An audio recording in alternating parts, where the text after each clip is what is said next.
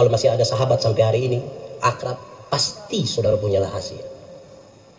Istri tidak tahu, suami tidak tahu, tapi sahabat tahu. Saya mau kasih 2 catatan ringan. 1, saudara, kalau sudah terlalu rahasia antara 2 sahabat, itu biasanya negatif. Kalau sudah terlalu rahasia itu negatif. Apalagi kalau duduk sama-sama istri, suami, tiba-tiba ada yang telepon, dia sengaja bangun, pindah sedikit, baru dia bilang, halo.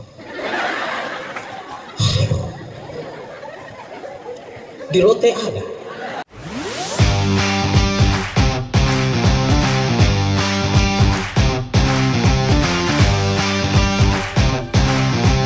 Dalam semangat tema persahabatan ini saya ingin mulai dengan mengatakan begini. Saudara-saudara, seperti sekolah, persahabatan itu pun bertingkat-tingkat. Nanti sebentar kita bisa isi kita di tingkat berapa. Yang paling rendah, TK. Lihat anak-anak TK kalau bersahabat. Lari sama-sama, bermain sama-sama, heboh sama-sama. Semuanya mereka sama-sama. Tapi kalau sebentar kita tanya, Adi, itu Adi pun teman. Iya, dia pun nama siapa? Tahu? Itu anak TK. Sama-sama tapi tidak saling kenal satu dengan yang lain. Orang dewasa ada seperti itu kok tidak? Banyak. Apalagi kalau dia punya akun Facebook ada 2. Apalagi kalau satu nama asli, satu nama palsu. Di dunia maya mereka kelihatan akrab sekali, saling like, saling komen. Tapi di dunia nyata biar duduk bersebelahan sama seperti tidak saling kenal satu dengan yang lain. Di rote ada yang begitu? Oh ada. Itu TK, itu tingkatan.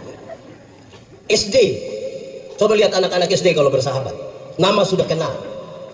Kalau di kampung ke sekolah sama-sama, pulang juga sama-sama, ke kantin sama-sama, semuanya mereka sama-sama. Tapi jangan coba-coba buat salah dia. Berani buat salah dia pakai bahasa Kupang, dia akan bilang terus pulang betepung gula-gula. Pernah kasih apa, dia catat di buku Al-Hayat. Pas salah dia minta kembali. Di rote ada, yang faham apa dong itu? Bahaya itu. SMP, anak SMP itu kalau bersahabat menarik. Anda hanya akan disebut sahabat yang baik di SMP kalau, tolong catat kasih ya, tolong kerja PR. Kalau guru tanya kasih tau biar saya sakit ya. Asas manfaat yang dia pakai dalam persahabatan. Senang dia ada, susah dia tidak ada. Di rote ada, dia ada di sini. Itu anak SMP itu bersahabat. Anak SMA kalau bersahabat menarik. Anak-anak SMA itu kalau mereka bersahabat itu luar biasa. Kenapa saudara-saudara? Setiap saat hanya ingin ketemu, setiap saat. Di sekolah sudah ketemu, pulang ke rumah, makan cepat-cepat, mandi cepat-cepat, mau ketemu lagi. Kalau orang tua tanya, di mana? Kerja tugas, Bang. Grup-grup WA yang paling heboh di dunia adalah grup WA anak SMA.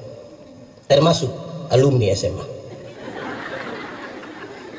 Alumni SMA satu lomba lain itu mau ketemu tiap hari. Reuni apa yang terlalu? Di rote juga ada ya. Kuliah. Coba lihat anak-anak kuliah bersahabat. Ini luar biasa. Susah sama-sama, senang juga sama-sama. Bahkan makanan mereka juga sama. Super mie. Saking akrabnya mereka bisa baku tukar celana itu. Itu biar tidak lulus semua mata kuliah, tapi kalau demo dan 2 paling depan. Di rote ada. Tahu alumni mana itu? Nanti setelah kuliah, ketika saudara menikah, saudara-saudara, persahabatan itu selalu akan memberi pilihan. Saudara silakan punya sahabat akrab, tapi setelah menikah pasti berubah. Yang belum menikah tidak usah renungkan, karena nanti menikah dulu baru saudara bisa tahu itu perubahan. Kalau sudah menikah yang ibu-ibu itu kalau kita janji, boy ketemu kau di sabar dulu. Kenapa? Sibuk? Tidak. Lalu saya kasih tahu saya suami dulu. Kasih tahu saja ini teman lama. Saya suami tidak bisa. Tidak bisa bagaimana? Saya suami itu kita baru ketemu teman barang 20 menit. Tiba-tiba dia SMS, tiba-tiba dia WA. Kalimatnya sepotong saja. Tidur di situ.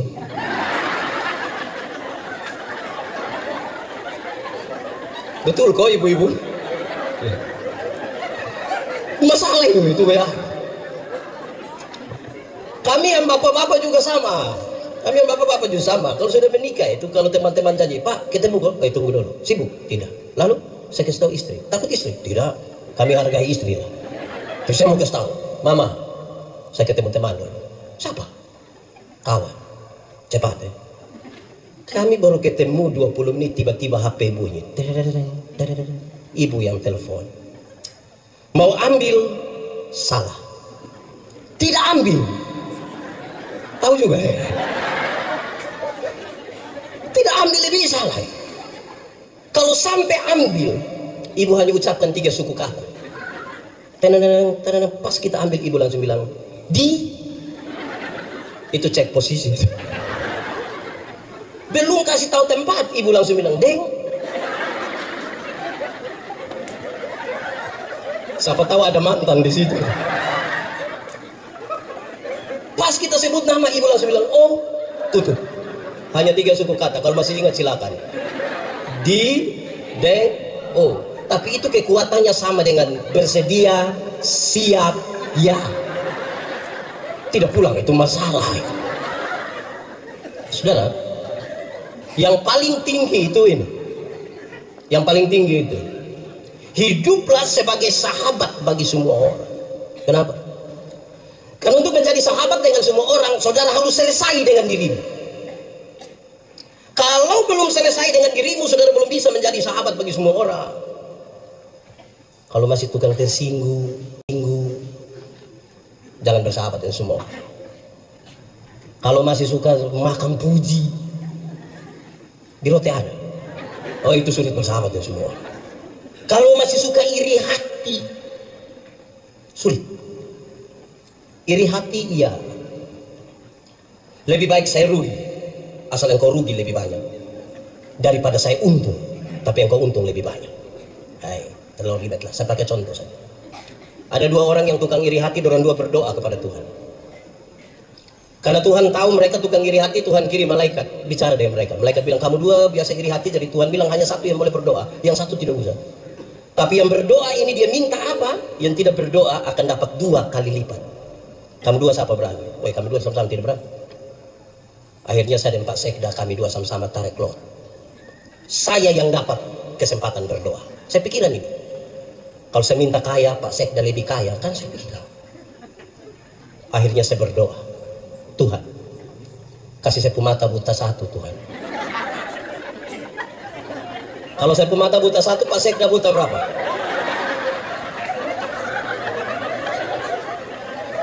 Buta 1 rugi kok tidak? Rugi kok tidak? Tapi lebih senang lihat orang buta 2 toh. Sebentar saudara pulang dari sini, ada orang bawa motor hampir tabrak kita dari belakang, kita silih sedikit, dia lewat 20 meter, dia jatuh. Brr, kita bilang apa? Mampus. Cek pita kita pun bapak yang jatuh. Senang sekali lihat orang susah, dan susah sekali lihat orang di roti juga ada. Tahu dia pakai baju warna apa? Orang begini sulit berjumpa dengan semua orang. Kenapa saudara-saudara? Dalam perjumpaan dengan semua orang kita bergumul dengan 3 hal yang serius. Dan itu harusnya selesai dulu dengan diri. 1. Dalam perjumpaan menjadi sahabat bagi semua orang, kita bergumul dengan apa yang disebut dengan nama rahasia. Saudara, kalau masih ada sahabat sampai hari ini, akrab, pasti saudara punya rahasia. Istri tidak tahu, suami tidak tahu, tapi sahabat tahu. Saya mau kasih 2 catatan ringan. 1, saudara, kalau sudah terlalu rahasia antara 2 sahabat, itu biasanya negatif. Kalau sudah terlalu rahasia itu negatif. Apalagi kalau duduk sama-sama istri, suami, tiba-tiba ada yang telepon, dia sengaja bangun, pindah sedikit, baru dia bilang, halo. Halo. Di rote ada. Itu Pak ada duduk di situ.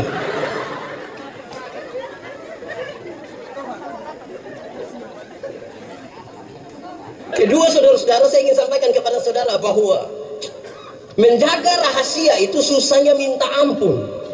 Jaga rahasia itu susah. Saya bilang di Pak Sekda, Bapak, kita 2 so. Pak Pak Sekda kasih tahu satu pegawai, kita dua soalnya. Itu pegawai kasih tahu dia kawan deh, kita dan kita saya. Lama-lama satu rotendau tahu. Hati-hati deh rahasia.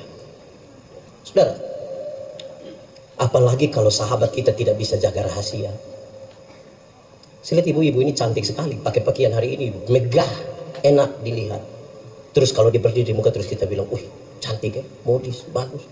Kalau sahabatnya ada di sebelah dan tidak bisa jaga rahasia, dia bilang, saya lihat begitu.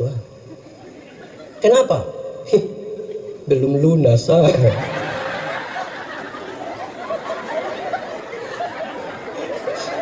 Kau tahu dari mana? Waktu pembeli itu kita sama-sama. Tapi ibu-ibu puluh lah semua yang ini dong. Jadi kalau tidak bisa jaga rahasia itu berat dalam sebuah persahabatan.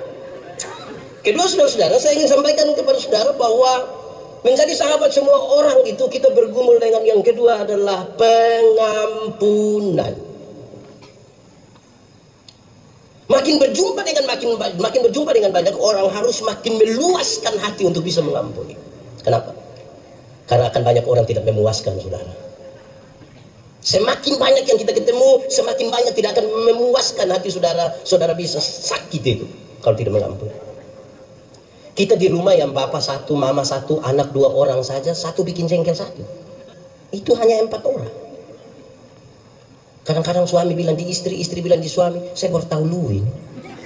Itu hanya 4 orang. Apalagi kita beda partai. Apalagi kalau kita punya kepentingan politis yang beda. Kalau tidak siap hati untuk mengampuni, saya kira saudara orang yang paling malang di dunia. Saudara, lalu mengampuni itu apa? Mengampuni itu bukan usaha untuk melupakan masalah. Makin sakit hati, makin tidak bisa melupakan. Lalu mengampuni Allah, membebaskan diri, menyambut itu orang, menyambut kesalahannya, sambil siap hati, besok dia bikin kesalahan baru. Karena itu di dalam pengampunan tidak boleh ada ini kalimat. Ingat, pertama dan terakhir, tidak boleh. Berapa kali harus mengampuni? Alkitab bilang 70 kali 7 kali. Bukan soal 490 kali. Angka 7 dalam Alkitab selalu bermakna sempurna. Mengampunilah terus menerus. Karena engkau akan berjumpa dengan banyak orang. Tiap-tiap waktu. Ketiga. Dalam pengampunan, dalam persahabatan ya, semua orang kita bergumul dengan apa yang disebut dengan nama waktu luang. Waktu luang. Kami bapak-bapak ini kalau ketemu teman barang 30 menit. Tiba-tiba satu akan ngomong begini. Pakai bahasa Kupang dia akan bilang begini. Duduk begini-begini Sako. Kosong-kosong sah. Lihat satu dulu. Lama-lama satu kerat itu. Itu kok kami yang bapak-bapak. Saya mau tanya yang ibu-ibu. Ibu-ibu kalau ketemu sahabat barang setengah jam, omong apa? Omong apa ibu-ibu? Berdoa. Ibu-ibu itu kalau ketemu sahabat barang setengah jam itu ada yang angkat kalimat menarik. Kalau dia mulai dengan kalimat ini, ada dengar kok tidak. Kalau dia mulai dengan ada dengar kok tidak, kita tidak tahu siapa korban berikutnya. Hati-hati dengan waktu luang. Di Kupang itu, lampu merah di Komdak itu, hanya 1 menit sampai 1,5 menit. Kita dengan motor sampai pas lampu merah kita berhenti. Lihat di papan reklame ada mobil warna hitam, ada perempuan pakai baju merah. Kita lihat itu perempuan hanya lihat ke kita, bukan lihat ke orang lain. Beberapa detik kemudian kita lihat perempuan itu turun dari papan itu jalan menuju kita. Beberapa detik kemudian kita dengar dia panggil kita pun nama. Beberapa detik kemudian kita rasa dia mulai pegang kita pun tangan. Beberapa detik kemudian orang-orang bilang, wah jalan sudah. Dasar tanggal. 1 menit di lampu merah saja pikiran kita bisa kemana-mana. Apalagi kalau belum bisa tidur setengah jam. Hati-hati. Kejahatan itu tidak terjadi serta-merta. Kejahatan itu dibuahi di sini, dibuahi di sini. Tiap-tiap saat. Yang kita belum bisa tidur kalau lihat-lihat loteng tiba-tiba. Saya ada ide. Terus dia online, dia bikin status. Sudah jam 12 lebih 45 menit tapi mata belum bisa tertutup. Ada yang komen kok tidak? Minta nomor WA aku tidak? Saudara, sebelum kita masuk pada teks ini baru pengantar. alat refleksi buat kita tentang persahabatan. Pertama, waktu. Tentang waktu ada ungkapan tua bilang begini, waktu adalah sahabat terbaikku. Waktu adalah sahabat terbaikku karena dia menyertai perjalananku sampai aku mati. Waktu itu tidak akan pernah meninggalkan kita satu detik pun. Dia sahabat terbaik. Bahkan setiap kali bicara tentang kehidupan, itu kita bicara tentang waktu. Kedua, ungkapan ini bilang begini, hari akan kembali kepada hari, jarum jam akan berputar kembali pada angka itu. Tetapi yang namanya kesempatan datang berapa kali? Berapa kali? Satu kali. Hari ini kita bisa bertemu begini, besok kita masih bisa bertemu. Tapi perjumpaan hari ini sungguh-sungguh akan berbeda dengan besok. Maksimalkanlah perjumpaan hari ini. Maksimalkanlah kesempatan hari ini. Kalau saudara jadi ASN hari ini, saya ragu besok saudara masih ada atau tidak. Alat refleksi yang kedua adalah cermin. Coba saudara lihat cermin. Pernah pakai cermin ya?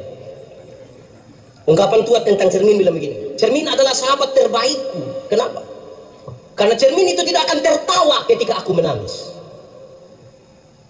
Kalau saya menangis, di cermin pun menangis. Kalau saya tertawa, di cermin pun dia sahabat terbaik. Realistis sekali, jujur sekali. Siapa yang datang di cermin pas dia menangis di cermin bilang kan tidak. Yang kedua, ungkapan tua bilang begini, cermin itu dapat memantulkan bayangan diri, tapi isi hati tidak diketahui oleh cermin. Cermin memantulkan bayangan diri, tapi isi hati tidak diketahui oleh cermin. Kritiknya ialah berapa kali kita berjumpa dalam kepalsuan, berapa kali kita tipu. Sebenarnya kita tidak suka dia, tapi ketemu dia sangat karena itu saya ingin katakan, tidak semua senyum tulus. Tidak semua senyum tulus. Ada yang palsu. Kita datang, kita bilang slow. Terus slow. Kita lewat pada di rote juga ada. Siapa pu istri?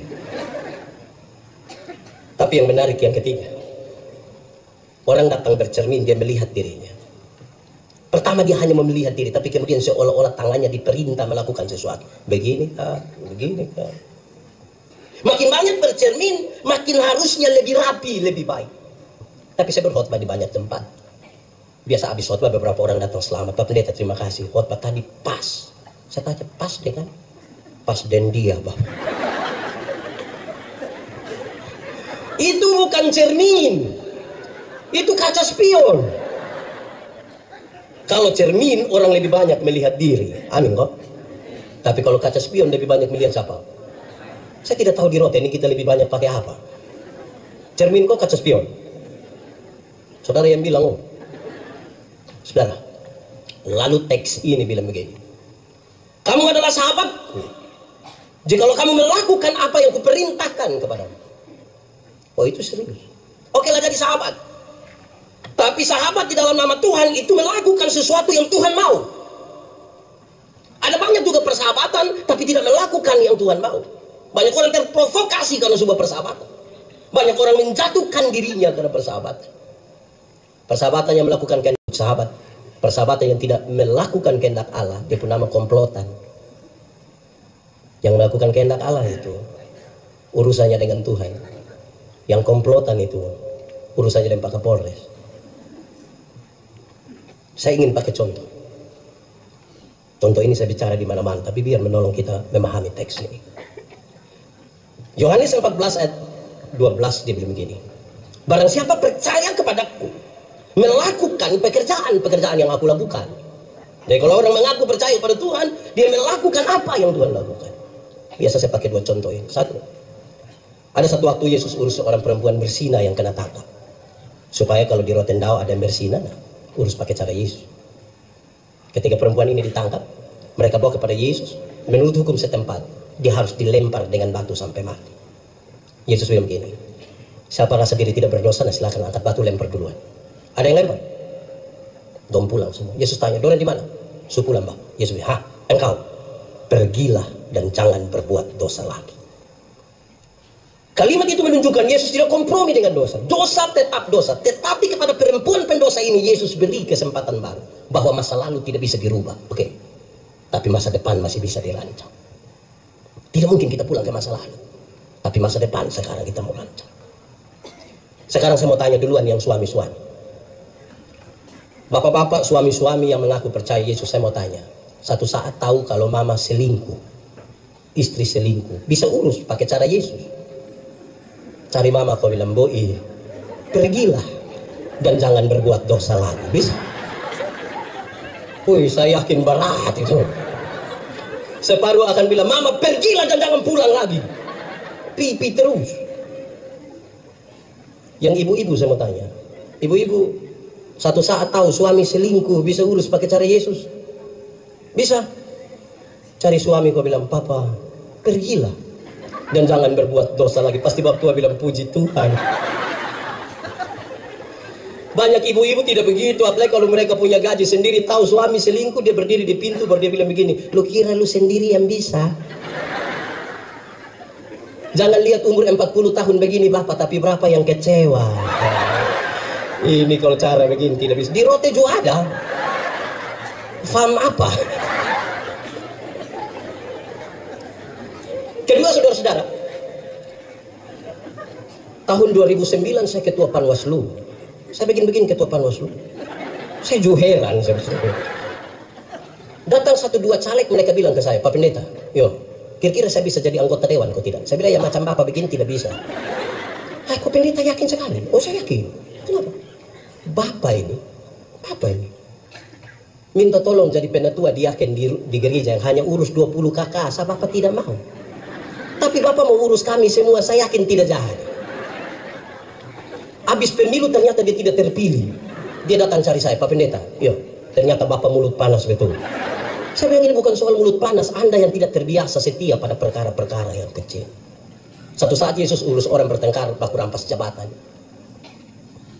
Yakobus bilang dia, Petrus bilang dia, Andreas bilang dia. Yesus tidak marah, jabatan itu kebutuhan. Prosesnya menjadi penting. Yesus ambil satu anak kecil, taruh di antara mereka, terus Yesus bilang begini, "Barang siapa mau menjadi yang terbesar di antara kamu, hendaklah dia menjadi yang..."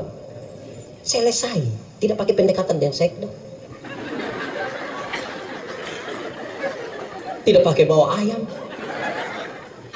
Bukan mau pemilu baru datang kau bilang, "Kita dua saudara." Wah, saudara apa, muka beda?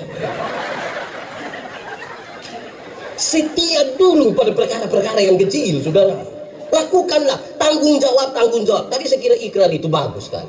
Kecil, sederhana, tapi punya nilai. Saya mau tanya saudara, boleh jawab. Kalau dapat uang 1 miliar ini hari, kira-kira buat apa? Dapat uang 1 miliar, kira-kira buat apa? Kasih orang susah, kok tidak? Saya rasa saudara berat sekali. Saya kalau dapat uang 1 miliar ini hari, semuanya saya kasih orang susah. Saya buat, saya kasih. Nanti pendeta dapat apa? Nanti baru menghayal lah ya. Saudara, ini baru menghayal, saya susah kikir. Baru menghayal ini. Uang belum ada ini. Baru menghayal, saudara susah kikir begini, saya yakin saudara nanti susah ini. Tidak susah jadi orang kaya ini. Belajar setia dulu pada hal-hal kecil. Saudara, kalau tidak menyelesaikan hal-hal kecil dalam hidupmu, perjumpaan dengan orang lain itu saudara sebuah kemustahilan. Kedua, saudara-saudara, saya ingin bilang pada saudara, Yesus bilang begini, "Aku tidak lagi menyebut kamu hamba, tapi aku menyebut kamu..." Ini kalimat serius. Kenapa? Di zaman itu hamba itu kelasnya sama persis dengan binatang peliharaan. Bahkan nasib dari binatang peliharaan jauh lebih baik dari nasib para hamba. Binatang peliharaan itu kalau sakit dorang bawa untuk rawat. Tapi kalau hamba sakit, mereka biarkan, mau mati itu tidak apa-apa. Yesus menyatakan kalimat, "Aku tidak lagi menyebut kamu hamba, tapi aku menyebut kamu sahabat." Ini sebuah makna simbolik yang baik sekali untuk menjelaskan dalam sebanyak sekali pertanyaan, kenapa Yesus lahir di kandang. Dia turun serendah-rendahnya di kandang, menjemput manusia dalam kategori binatang untuk mengangkat mereka menjadi sahabat. Persahabatan itu mengangkat, bukan menjatuhkan. Membuat sukses sebuah persahabatan. Dan karena itu saudara-saudara, saudara, kalimat ini menjadi serius. Untuk menegur kesalahanmu, aku tidak harus menjadi musuh. Tidak usah. Saudara mau oposisi silahkan, tapi persahabatan jauh lebih kuat dari itu.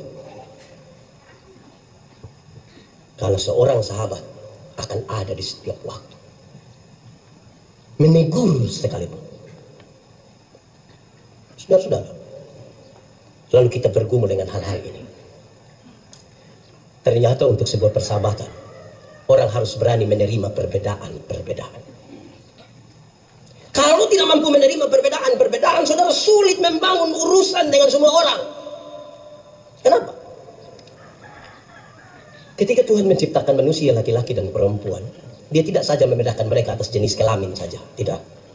Tapi ada beberapa pola yang sengaja dibiarkan untuk manusia mengelolanya menjadi sebuah sukacita. Satu, soal pola berpikir.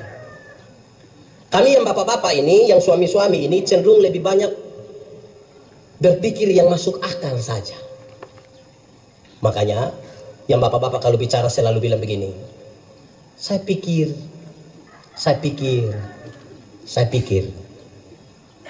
Tapi yang ibu-ibu, yang perempuan lebih banyak pakai apa? Makanya ibu-ibu kalau bicara selalu bilang, saya rasa. Nah, saudara bayangkan hidup bertahun-tahun baru satu hanya saya pikir, satu hanya saya rasa. Mau kerja sama apa?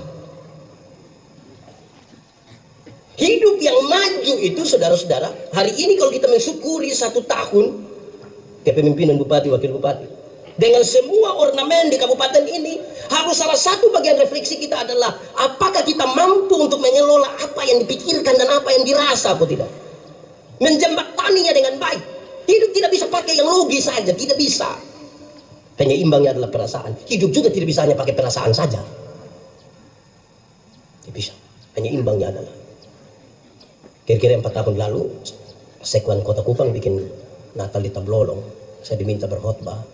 Saya pergi pakai batik sutra mahal, beli di Jakarta, kredit. Sampai sana Tablolong begitu luas dan manusia begitu banyak, hanya saya sendiri yang pakai batik. Beberapa ibu yang kenal saya dan Pak Pendeta, yo berasa. Saya bilang, berasa apa? Di pantai juga Bapak pakai batik. Terus saya bilang, saya pikir hidup memang tidak bisa pakai yang dipikir saja. Saudara bicara silakan, paling masuk akal silakan, tapi kalau saudara tidak pakai penyeimbang dan perasaan. Ada banyak orang sudah bisa bicara banyak, hebat malah, tapi kalau ini kosong, sulit. Karena ruang itu bukan ruang materi, ruang rasa. Saudara bayangkan kalau ruang ini kosong, saudara ketemu satu orang dan jengkel itu, mengerikan. Tiap hari di pemuka saya yang ada di situ, dia pun stres. Kedua, soal pola kerja. Yang laki-laki itu cenderung pekerja tunggal. Kami yang bapak-bapak ini hanya pergi ke kantor saja. Tapi kalau kami pulang, kami kira kami sudah kerja seluruh dunia dan segala isinya. Kalau bapak-bapak itu sempat pokok adimea barang 1 jam, dia rasa kepun berjasa. Istri pulang dia bilang, mama tolong gendong ade dulu. Papa gimana? Saya pilih teman dong. Kok kasih kita sendiri? Kok tadi saya suka kok ade tuh 1 jam. Karena polanya tunggal. Beda dengan ibu-ibu. Ibu-ibu itu bangun pagi itu bisa langsung masak, bisa langsung setrika, siap anak-anak sekolah, siap bapak-bapak pergi ke kantor, siap makan, siap minum sambil foto, bikin status, semua. Saya kadang-kadang pusing, rumpun tangan berapa?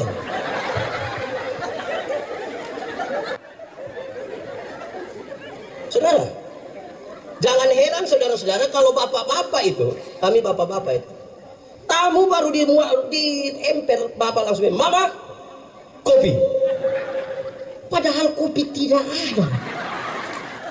Sebentar tamu pulang, mama bilang, papa, lain kali itu kalau mau tanya, mau suruh begitu, nah cek dulu kopi kok tidak. Terus bapak bilang, kok yang itu hari saya sudah beli itu 6 bulan lalu. Karena polanya tunggal, dia kira 1 kali beli itu untuk seumur hidup.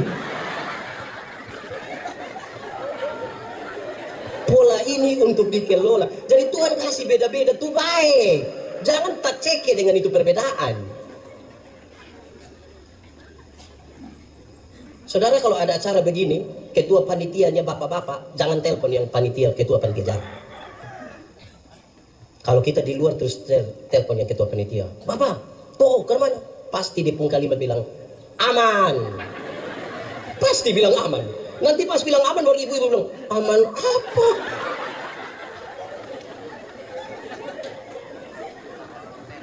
Ibu-ibu tuh lebih detail. Kita kira kalau buat habis tank semua aman. Kerjaan masih banyak. Jadi jangan bicara sesuatu yang logis, kemudian kita kira persoalan selesai. Yang detail belum. Yang detail belum. Detail itu serius. Ketiga, soal komunikasi. Laki-laki itu cenderung pendiam. Sebuah penelitian bilang seorang laki-laki kalau bicara satu hari kira-kira 7.000 kata. Berapa ribu? 7.000. Tapi seorang perempuan kalau bicara satu hari minimal sekurang-kurangnya 21.000 kata.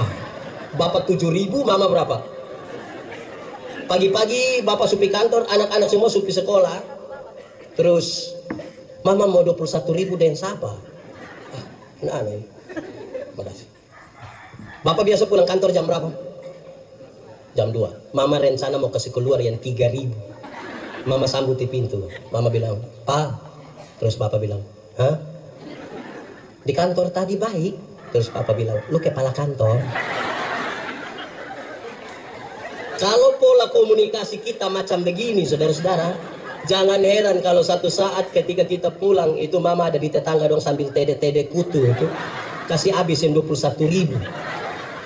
Menara Babel itu tidak selesai dibangun bukan karena kurang uang, bukan karena kurang materi, bukan karena kurang tenaga kerja, hanya karena terputusnya komunikasi di antara mereka.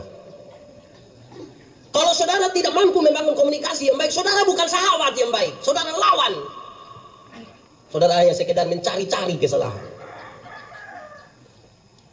Tempat terbaik adalah apa? Pesta, meja makan, acara seperti ini. Duduklah bersama-sama. Rumah tangga tuh kalau duduk bersama-sama tuh menari. Di meja makan bapak tanya mama, "Mama, yo, kenapa ini sayur garam semua?" Terus mama bilang, "Aduh pak, minta maaf, saya terlalu ingat papa tadi. Jadi saya kira papa garam nih yang saya angkat taruh-taruh." Yang penting komunikasi itu, jangan. Di meja makan itulah kesempatan tanya yang anak-anak, tanya yang laki-laki. Laki-laki, di sekolah tadi dapat berapa?" "Saya dapat 9 bapak." "Loh, sama kayak lu pembakar." Tanya yang nona, "Nona, di sekolah dapat berapa kan?" "Aduh bapak, matematika susah kok, saya dapat 3 bapak." "Aduh, lu sama kayak lu pemama pun keluarga." Tapi komunikasi itu menjadi penting. Saya bayangkan kalau kerja dari berbagai-bagai dinas segala macam yang ada di kabupaten bersama-sama dengan ini anggota dewan, kalau komunikasinya buruk, saudara membangun apa di Rotendao? Pilihlah kalimat-kalimat yang positif dengan maksud yang positif untuk komunikasi. Pilihlah kalimat-kalimat yang positif dengan maksud yang positif, karena semua kalimat positif itu belum tentu maksud baik. Kalau istri gue juga kita bilang, "Mama sayang, dari mana?" "Saya di sini." Maksudnya aku dari jauh saya suka kelihatan. Kalimat positif, maksudnya juga tidak baik. Masa kau dari jauh saya suka kelihatan, lu maksud apa? Keempat, saudara-saudara, soal pola ingatan. Laki-laki itu cenderung cepat lupa. Baru kunci mobil begini, jalan 30 langkah terus bilang, "Tuh saya kunci kok belum." Dia kembali kunci ulang. Karena polanya cepat lupa. Makanya ibu-ibu kami minta maaf. Kan bapak-bapak ini kalau di luar rumah kami lupa kalau kami ada istri.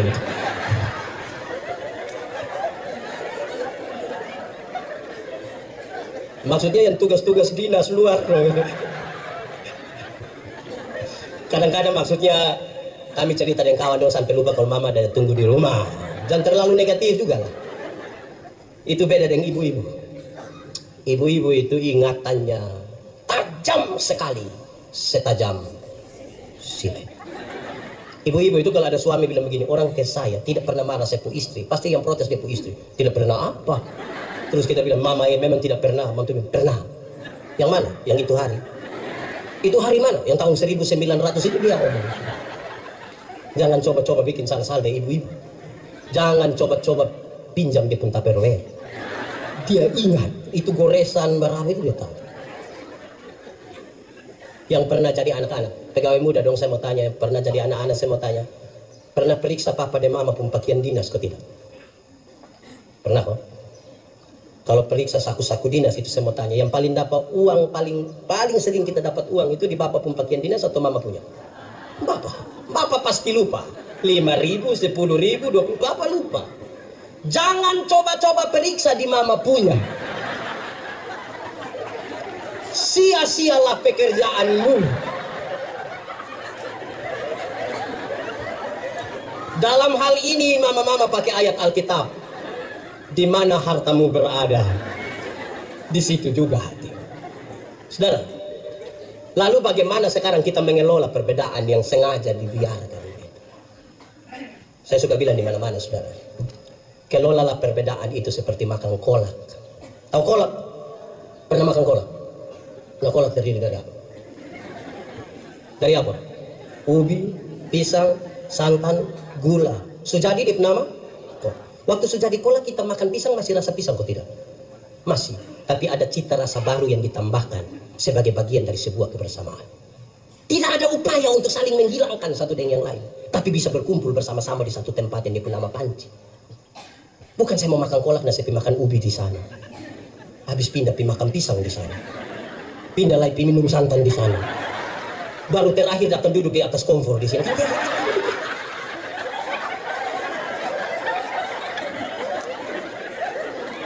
Boleh berbeda tapi tetap bisa bersama-sama. Jangan bikin diri inti. Cadangan satu. Jangan kelola ini kebersamaan ini seperti minum kopi. Tahu kopi? Pernah minum kopi?